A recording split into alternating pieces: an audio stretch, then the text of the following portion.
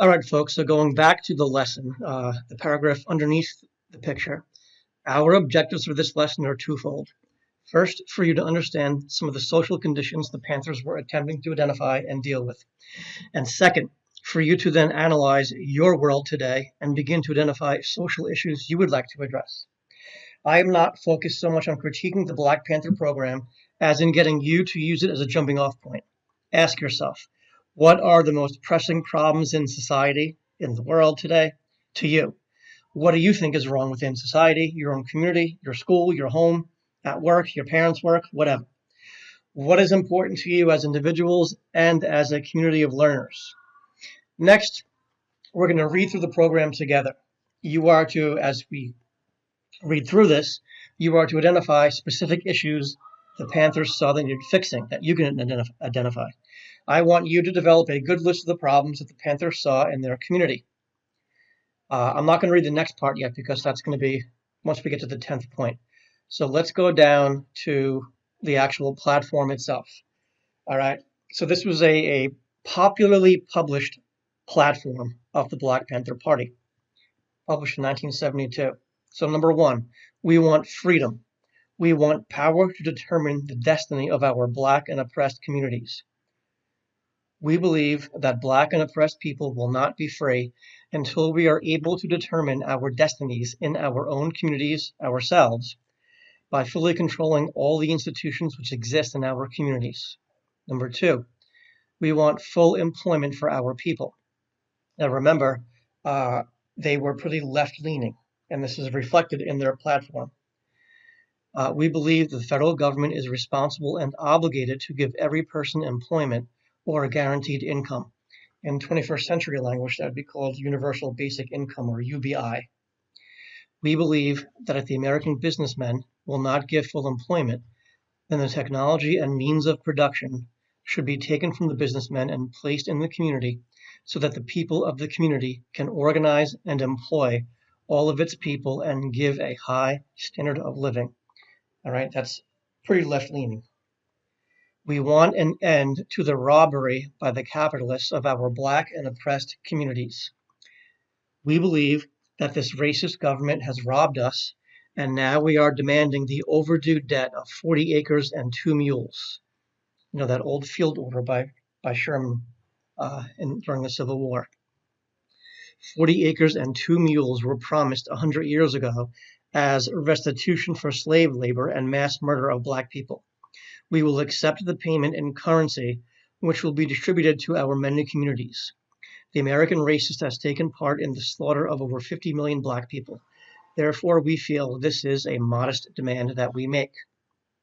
Demand number 4. We want decent housing, fit for the shelter of human beings.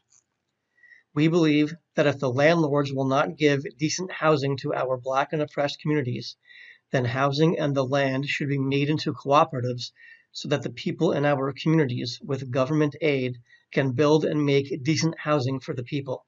So again, this was in direct, most recently by 72, direct response to redlining. 5, we want decent education for our people that exposes the true nature of the decadent American society. We want education that teaches us our true history and our role in the present-day society. We believe in an educational system that will give to our people a knowledge of the self. If you do not have knowledge of yourself and your position in the society and in the world, then you will have little chance to know anything else. Remember, this was 72. History class is different now than it was then. Number 6, we want completely free health care for all Black and oppressed people. We believe that the government must provide free of charge for the people health facilities which will not only treat our illnesses, most of which have come about as a result of our oppression, but which will also develop preventive medical programs to guarantee our future survival. What they're referring to is historically, medically speaking, illnesses are usually worse in non-white neighborhoods with less access to health care. We believe that mass health education and research programs must be developed to give all Black and oppressed people access to advanced scientific and medical information. so we may provide ourselves with proper medical attention and care. There's also a lack of access to better food, healthier foods. Nowadays, we'd call that a food desert. Number 7, we want an immediate end to police brutality and murder of Black people, other people of color, and all oppressed people inside the United States. We believe that the racist and fascist government of the United States uses its domestic enforcement agencies to carry out its program of oppression against Black people, other people of color, and poor people inside the United States. We believe it is our right, therefore, to defend ourselves against such armed forces, and that all Black and oppressed people should be armed for self-defense of our homes and communities against these fascist police forces. Number 8, we want an immediate end to all wars of aggression. We believe that the various conflicts which exist around the world stem directly from the aggressive desire of the U.S. ruling circle and government to force its domination upon the oppressed people of the world. Think back to Dr. King's Revolution of Values speech. We believe that if the U.S. government or its lackeys do not cease these aggressive wars, it is the right of the people to defend themselves by any means necessary against their aggressors. Number 9, we want freedom for all Black and oppressed people now held in U.S. federal, state, county, city, and military prisons and jails. We want trials by a jury of peers for all persons charged with so-called crimes under the laws of this country. We believe that many Black and poor oppressed people now held in the U.S. prisons and jails have not received fair and impartial trials under a racist and fascist judicial system and should be free from incarceration. We believe in the ultimate elimination of all wretched, inhuman penal institutions because the masses of men and women imprisoned inside the U.S. or by the U.S. military are the victims of oppressive conditions which are the real cause of their imprisonment. We believe that when persons are brought to trial, they must be guaranteed by the U.S. juries of their peers, attorneys of their choice, and freedom from imprisonment while awaiting trial. Remember, folks, this is before the era of mass incarceration, towards the beginning of the war on drugs. All right, in that last sentence there, they're talking about the ability to pay a fee, and you can remain at home during your trial. Bail, setting the bail, right? And that, financially speaking, benefits people who have more money. So what you wind up with is people who are non-white, more or less, wind up being in jail while they are on trial more often than white people do. That's what they're referring to. So before we get to demand number 10, let's scroll back up to the second page.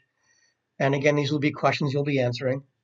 So upon reading the 10th point, quote, we want land, bread, housing, education, clothing, justice, peace, and people's community control of modern technology. In their explanation of that point, the Panthers literally inserted the beginning of the original Declaration of Independence. So this prompts discussion questions, brief discussion questions, which you'll be answering. 4 of them. Number 1, why would they include this statement? Why would they include that segment? Number 2, how would it apply to the African American community, do you think? Number 3, how might the inclusion of this portion of the Declaration influence readers' perception of the 10-point program, or so they hoped? What connections to Thomas Jefferson and the so-called Founding Fathers are the Panthers trying to make? All right, so let's read demand number 10. We want, as I read already, we want land, bread, housing, education, clothing, justice, peace, and people's community control of modern technology. Here's the explanation. When in the course of human events, it becomes necessary for one people to dissolve the political bonds which have connected them with another, and to assume among the powers of the earth the separate and equal station to which the laws of nature and nature's God entitle them, a decent respect to the opinions of mankind requires that they should declare the causes which impel them to the separation.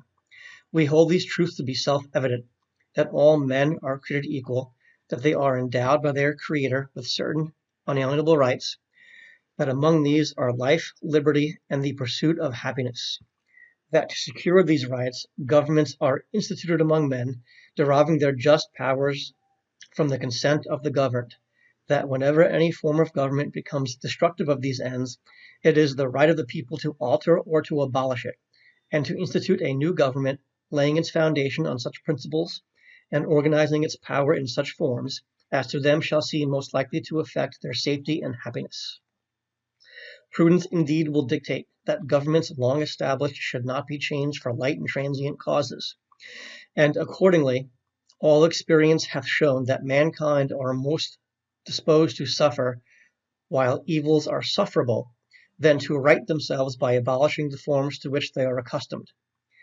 But when a long train of abuses and usurpations, pursuing invariably the same object, evinces a design to reduce them under absolute despotism, it is their right, it is their duty to throw off such government, and to provide new guards for their future security.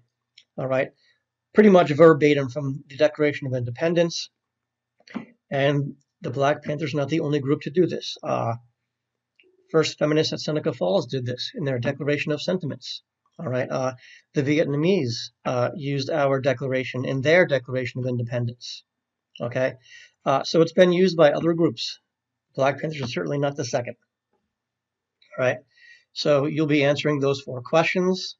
In addition to making a list of what things you thought the Panthers wanted to fix in their community. And ultimately, if you go back up to the page above, the 10 points, you or classmates are going to brainstorm your own list of pressing social or global issues and develop your own 10-point program. All right, again, you can do this individually or you can work with classmates.